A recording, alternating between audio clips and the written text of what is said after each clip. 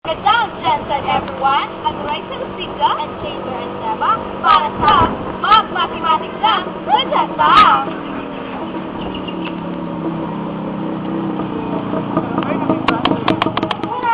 Okay ba? Andito tayo ngayon sa Doctor's Hospital upang magpanayam ang ilan sa mga magagawa sa hospital na ito kung gaano ba halaga ang mathematics sa kanila. Makapanayam natin ito ang mabuti sa bahagi ng Charles Doctor's Hospital. Magandang hali po, sir. Magandang hapon po pala, sir. Para po sa inyo, gaano po ka-importante or paano niyo po na-apply ang mathematics sa inyong profesyon?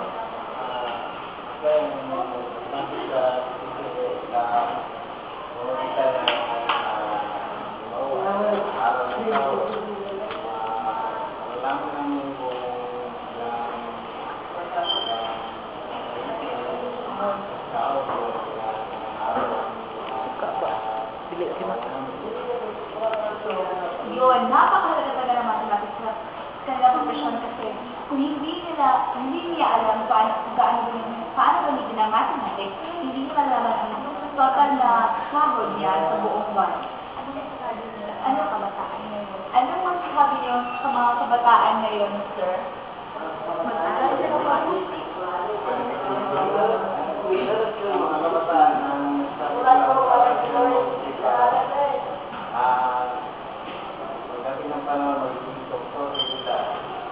So yun, mag-aral daw ng mga kabataan ng mabuti ng sa gayon is matupad nila yung gusto nila maging profesyon in the future. So yun, maraming salamat po, sir. Sino? Hola mga kaibigan, nandito po tayo sa isang mga kwarto ng Central Doctor's Hospital. Ito po ang room 240 upang mapanayam isa sa mga alagad ng Diyos na isang pastor na magsasabing mahalaga din pala ang matematika sa kanila. Hindi ka pasukin natin.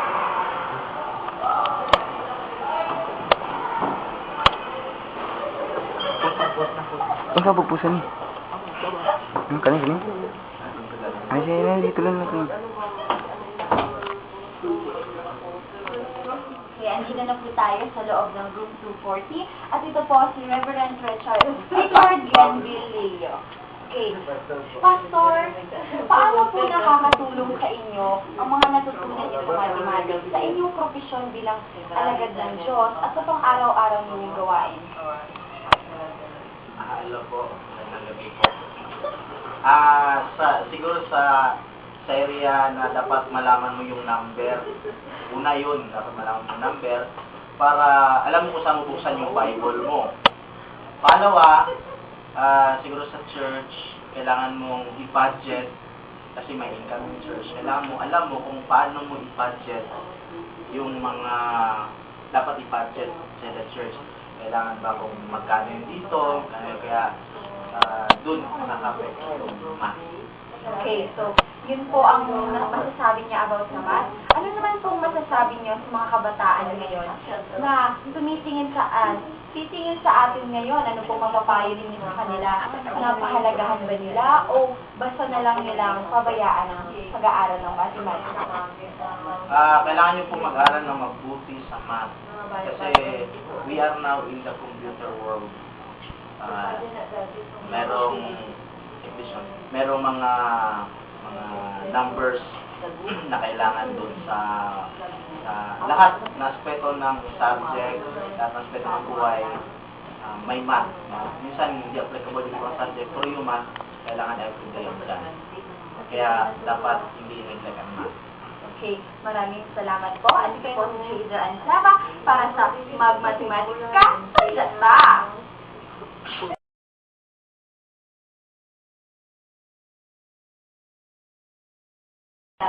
So, may apply namin yung mathematics sa larangan ng aming profesyon sa pamamagitan ng pagbibigay ng gamot sa aming mga pasyente.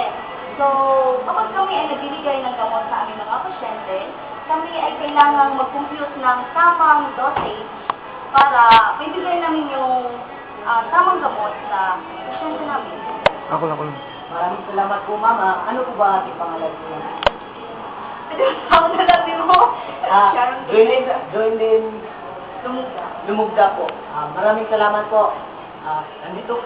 Magandang gabi, General Santos. Nandito po tayo ngayon sa General Santos Doctor's Hospital upang makapanayam ang isa sa mga nurses na kung paano niya na i-apply sa kanyang profesyon ang mathematics. Nandito po siya ngayon ating interviewin.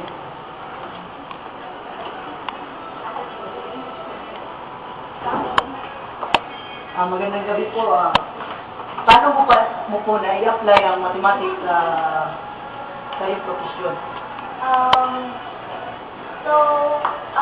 In nursing, we use this English.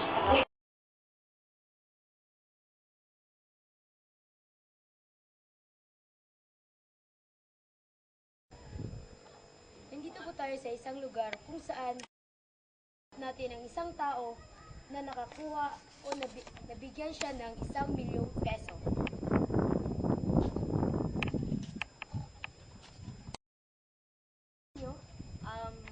My name is Joanna. Nabigyan ng 1,000,000 peso. Ako nga. Paano po ninyo ito mahati? O ano po ang gagawin ninyo sa perang nakuha ninyo? Kung nabigyan ako ng 1,000,000 piso, ito yung mabibigay sa aking pamilya. 50% sa 1 million ay syempre mapupunta sa aking pamilya sapagkat syempre nangangailangan tayo ng pera para pangtustos sa mga gastusin. Then 25% mapupunta sa mga ari-arian, nasa ganun mga savings. Yeah, tama yun, savings. Tapos another 25% mabibigay sa charity. Yun lang. Napakabuti niyo po, ma'am. O nga. Napakapalad ka pala. Salamat po, Miss Joanna. Wala nga naman. Tama na. Take one lang to, ha? Asal stop ani?